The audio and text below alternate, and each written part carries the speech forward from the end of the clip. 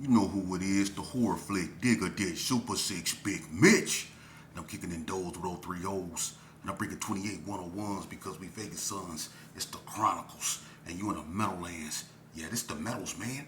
And you already know what made me. I'm a desert baby. Boom! Hubba dub, 22-inch gold Dana Dangs, and you can't hang. Welcome to Vegas Chronicles with the whole Super 6 Big Bitch. And today, like any other day, you know how we do it. No additives, no preservatives. Straight, raw, and uncut, like summer sausages and crackers. You already know what's going on. Welcome to Vegas Chronicles, man. And today, I want to talk to y'all about something, man. But first, before I start, shout out to Slick P. He did one of my first live streams, with somebody that I ever done. We go do another one. That's my Brody right there. It ain't nothing but love. Shout out to Boo Loco, man. I got the message, Brody, man, and it's all love. You already know, man. We go back so far, it's a shame. But I want y'all to know something. Boo Loco, man, is a good dude, man, and he a known dude where he come from. But besides all that, I want y'all to hear what he sent me a message, and he said, through another individual, tell Sheep that he living proof that when God put his hands on you, that there's nothing in this world that you can't achieve. He sent that message to me. And I'm going to tell you something. It cut deep because, in a good way, because I don't get that much I get a lot of feedback, but a bunch of it be, envious, hatred, But to hear that right there from someone like him, man, it meant the world to me. That's why I know what I'm doing is good. And the dialogue me and Slick P had, if you didn't catch it, it's on my live. He gave you a little history concerning the power rules of Las Vegas and his perception of, what went wrong and, the things he got caught up in this game, But y'all check that video out. Shout out to Slick and shout out to Boo Loco. Let's dig into what we do. I answer questions when people ask me. Number one, concerning the ABMs, someone wanted to know if they were Crips or Bloods, and I'm gonna be honest with you. That's, to me, they neither. But some of them, was Crips at one point, but they anybody, they don't, they were blue and burgundy. So I don't know how they gonna be Crips wearing burgundy. So they were blue and burgundy, but I don't think they have no Crip or Blood affiliation. But that's a story that they can probably tell better than me. But to my knowledge, I don't think they Crips or Bloods. They anybody, you know what I'm saying?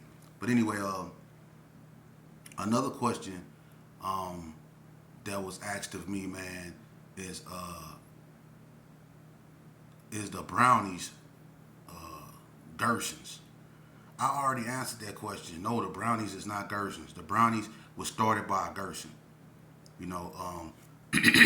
Lap, I know his daddy. Lap daddy named Butch. Butch used to be an ace of spade. But before Butch was an ace of spade, Butch used to follow up behind my father. But Lap was a G. So a Gerson started the Brownies. But it's just like a Gerson started 40 block. Was 60, then a Gerson, or a Gerson, then a 60. However you want to put it in order. Because the dude that started 40 block was a Gerson and a 60. You know what I'm saying? So you can say a 60 started 40 block, or you can say a Gerson started 40 block. Just pick one. But anyway, it was the Gerson that started the Brownies, man. That's why the Brownies and the Gersons were so close. But the fact that they were brown, that separated them from the Gerson. But everybody that claimed Brownie boys, they wasn't Gersons. Some of them is actually from Sierra Nevada Arms. But the Gersons dominated that area, you know what I mean? So they became a clique up under the Gerson. You know what I'm saying? So that's how that went. But before I tell y'all another story, I wanna deal with something. Because I had, look, when you do platforms, you gonna have people that's gonna try to throw you off. And I had a dude that come to me trying to tell me someone didn't want their name in my mouth or whatever. Dude, I don't talk about people like that, first of all. And if the person had a problem with something I said, I would have preferred that person to get at me like a man. Because we men before we anything. Don't send your little homeboy to come tell me nothing. If you got a problem with something I said, or, get at me. Talk to me, I talk back. You know what I'm saying? Don't send no your little homeboy to deliver no message, because 9 times out of 10, a lot of cats be lying, and people don't really be saying what they said they said. They be trying to start something, because the same cat tried to put me on the phone with someone who did this on my family. So I already knew. Listen, when I told y'all in my last video, when you drop a crumb, you expose a roach. When you drop a piece of cheese, you expose a rat. And when you expose the rat, you expose the snake. That's how the game go. Watch this. I want to tell y'all a story. It's about this here. I had a childhood friend. Alright? I grew up with him. I stayed in 2179 Geary Circle, and he stayed in 2107 Jacobson Circle. If you know, you know. Because when we moved from 2179 Geary, we moved into their old house in 2107. Because they moved to the Brownies. See? So if you know, you know. But I had a friend that I grew up with since we was in Pampers, right? My family knew his family, And growing up, we used to, go to the arcade together. I remember one day, me and him was in a boys club, and they call him Tracy. Just put it that way. They call him Tracy. So we was in a boys club one day, and we was playing air hockey. And I remember this female came in. Her name was Shanika. Shanika had a sister named Deborah, right? Back in the day, Shanika hair was like mine. You know what I'm saying? For real, for real. Her hair was like mine. No, I'm just playing. Shanika hair was like mine, but back in the day, right? Shanika fought hard. Listen, she was like Mike Tyson mixed with Roy Jones Jr. and a little bit of Pernell Whitaker. She was cold from here. So look, she come back there when we playing air hockey. She want to play.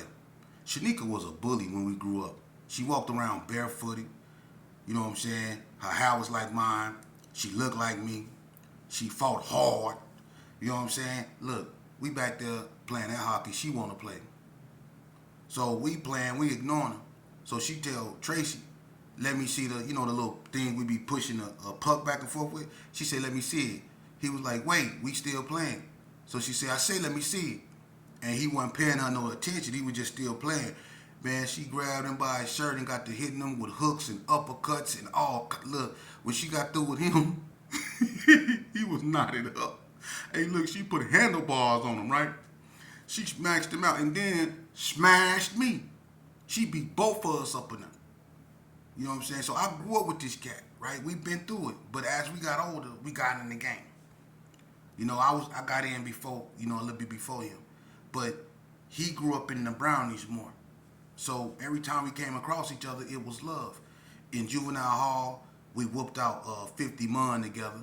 Me, him, and another dude named Rio G. 50 Mun was over there disrespecting. So we whooped 50 Mun, you know what I mean? So we put in a lot of work together. We ended up in 2A in the county jail together. When the incident happened with the police up over there in the Brownies and Kuda Kai and all them, And by the way, when it comes to the hardest cat about the Brownies, hands down, Kuda Kai. Kuda Kai was the hardest thing that came up out of Sierra Nevada Arms. Kuda Kai, hands down. He was the youngest and the hardest dude over there. But anyway, so as we get older, I ended up, because I was in a lot more stuff than him. Tracy, he was trying to have money. I was in the streets. But, as we got older, I ended up going to the joint. He ended up coming to the joint. In the penitentiary, we went through a lot of things, especially with the North. We jumped Daou over the football game, me and him. And that's when the North poked me up in Unit 6, and some cats left me. I don't know if I told you that story, but it was some cats left me, and they blasted me up in the head up in Unit 6 in Indian Springs over the football game between Baby Huey from GQ and Poon, right? So me and this cat right here, we got history, right? But anyway, he started getting out the penitentiary, and this dude started robbing Circle K's. Not Circle K's, 7-Elevens, right? And he just went on a spree, just jacking, he became a serial 7-Eleven robber. You know what I'm saying? And he kept coming back to the joint, you know what I mean, and getting back out. And I'm like, you know, every time he comes, it's for a 7-Eleven robbery, right? So, you know, as time go on, you know, we kind of like grew apart, you know, because when he came back, you know, one time he came back, his teeth was gone, you know what I'm saying? So I was like, damn, boy, you living kind of rough out there, ain't you? But anyway, you know, time went on, you know, and we still was, you know, putting in work, you know, but we weren't as close as we used to be. His behavior started to change, you know. He wasn't the same person that I knew. And the first sign of that was when I got into it with a boy. I got into it with a boy. Look, I'm in the kitchen in Indian Springs, Vegas Chronicles. I'm in the kitchen in Indian Springs, right? And it's early in the morning. It's breakfast time. And I'm sitting down at the table eating my breakfast, right? I ain't gonna never forget this day. It was pancakes and sausages. So I'm sitting down there eating my breakfast, and there was this dude named Suave, light-skinned cat, right? He liked them boys. And he had a dude that looked like the junkyard dog sitting next to him, right? Like, dude looked like he just work on cars all day, but the dude straight, you know, a boy, you know? So Suave say, hey, Sheep, what's up, man? You know, because we was in the weight training class. So he was like, what's up, Sheep? I said, what's happening, man? I ain't really look up. So his boy thought, since he's seen his man speak to me, he thought he could speak to me. So he go say, how you doing? This dude up over here, look, this dude up over here looking like Biz Markie ain't gonna tell me, how you doing? How I'm doing. So I looked at him like, who you talking to? Because they know I don't get down like that. Like, who you talking to? He was like, I'm just saying good morning. I'm like, don't speak to me. Don't say nothing to me, right? I'm being very aggressive. So he said, okay, well, excuse me then, One-Eyed Jack. He called me One-Eyed Jack. I said, One-Eyed Jack, huh? I said, hey, check this out, homie. Where you live? He said, why? I said, where you live? He said, why? I said, all right. I put my head down. I started eating. I guess he took that as a threat because, look, the boy took flight. He fired on me in the kitchen. Boom, big old dude. Man, I went up on him, scooped him up, slammed him on the table. His head hit the side of the table. They had them weird shaped tables, like octagonish looking tables. Man, they had like sharp corners. And his head hit it and it opened him up real bad right here. But look, I go to work on him, putting elbows and I put them all in, right? And Mad Bummer, he got his tray and he was finna sit down with me, but I'm sitting there scrapping. This dude hit about 270, man. But you know, I get him on the ground and I'm working him. I don't need no help. But the fact that you just standing right there with your tray and you ain't even assisting nothing, you ain't do nothing. You know, I mangled the dude, but you just sitting right there. See, that's the first sign of him, like, starting to, you know, act kind of strange, like, weird, you know? Now, after that, we wasn't really as close as we used to be, you know? Because I seen right there, you know, this cat really don't got my back like he used to have. Because I remember when we did jump out, the boy Queet from ABM was running behind Tracy and was finna hit him, and I saved him. You know what I mean? I stopped him from getting blasted by the boy Queef from ABM. I saved him. But he sat there and watched the dude fire on me, and I had to recover and get in dude, you know what I'm saying? Because he didn't even help me. I hope y'all youngsters listening. But anyway, as time went on, he ended up getting out, coming back, getting out. I barely even spoke to him. You know, his brother Touchtone, you know, was in the Hoop Scout with me. He did some foul stuff. I'm not even finna get up in that. But both of them, they started acting weird. You know what I mean? But to make a long story short, I went my way. He went his. Well, the reason why he was acting strange was because I guess he was, you know, on people. You know, and when when you go around doing that, you know what I mean, it is what it is. But I ended up getting out and, you know, living my life. Well, he ended up, you know, catching another case. You know, they had him over there in a federal holding thing for a minute. You know, then they sent him back to state prison. And I guess, you know, the paperwork caught up with him. And from what I hear, you know, the Gersons got a hold of the paperwork and confronted him. What's this? He was in black and white. So they basically told him, you got to get off the yard. And him being a, seasoned, he been in there a long time. He grew up in that. So for them to come at him like that, because he was held in high esteem when it come to that. So for them to come at him like that and tell him to get off the yard was just something that he couldn't fathom. And he was like, I ain't going nowhere. You know? He said he wasn't going nowhere. You know? And let's be real. People pick and choose who they want to enforce that on, when they get paperwork. Because it's dudes with paperwork that's in prison, that's walking around prison, and everybody know that. People pick and choose when they want to enforce that stuff. That's why I tell people, man, this thing faker than a $3 bill. People pick and choose. The only one that take paperwork serious is the Serenos. Don't nobody else really paperwork check out here in the state of Nevada. And you can take it for what it's worth. But they decided to enforce it this day on him. And he refused to get off the yard. Next thing you know, I heard he got blasted. They stuck him in the neck. His own people.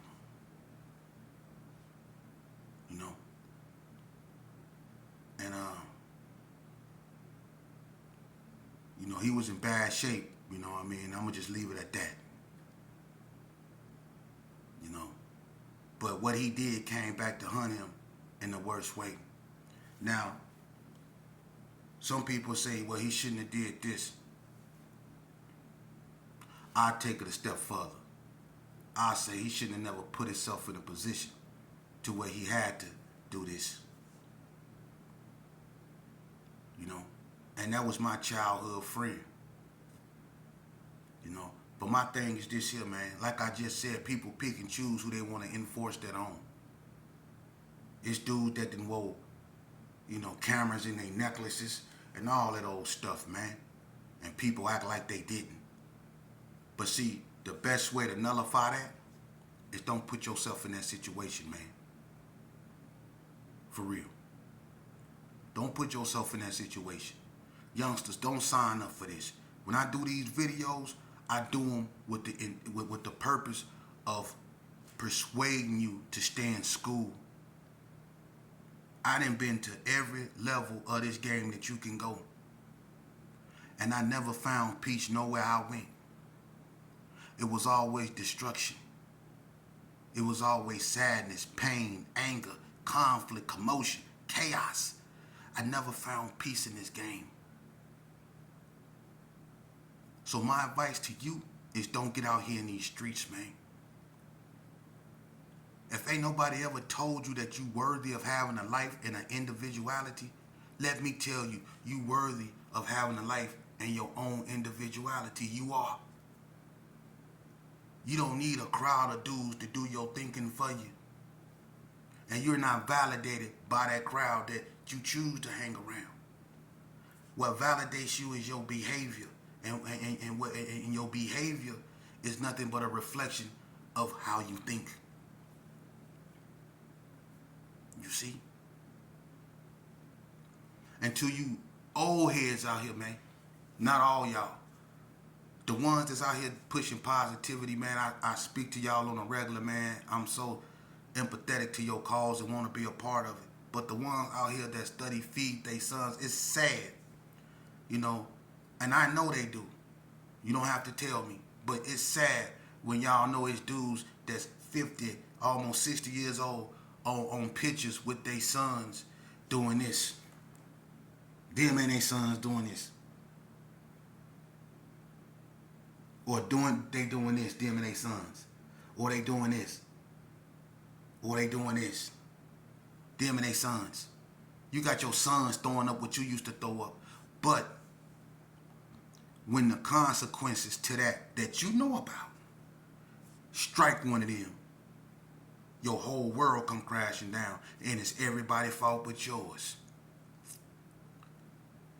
Because ain't no real man, ain't no real father go allow their sons to sit on the side of them and throw up some nonsense that destroyed their life, that destroyed their childhood friends. Ain't no real man go let their sons and daughters sit on the side of them and throw up something so destructive that they know go lead them to the, to a cage. Ain't no real man go do that. Real men tell their sons, nah, you gonna be better than me. You gonna take your butt to school.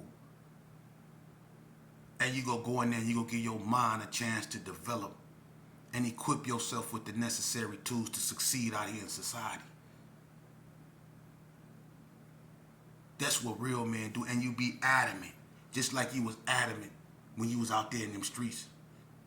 You see how adamant we was about getting at our so-called enemy? We were so adamant about having a name. Well, be that adamant and reining your children in and giving them a life. Even if you didn't have one. That don't mean they not worthy of one.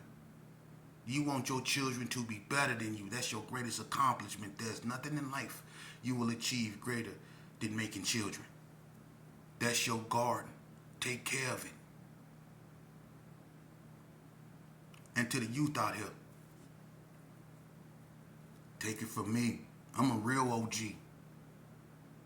A real one. Ain't too many people like me left. And ain't too many of them got the kahunas to sit up in here and tell you the truth about this game. It looks all glorious and glamorous when you out there with your so-called friends and y'all drinking and you're doing what you want to do, or you feel like you got this safe sense of security around you. It's an illusion.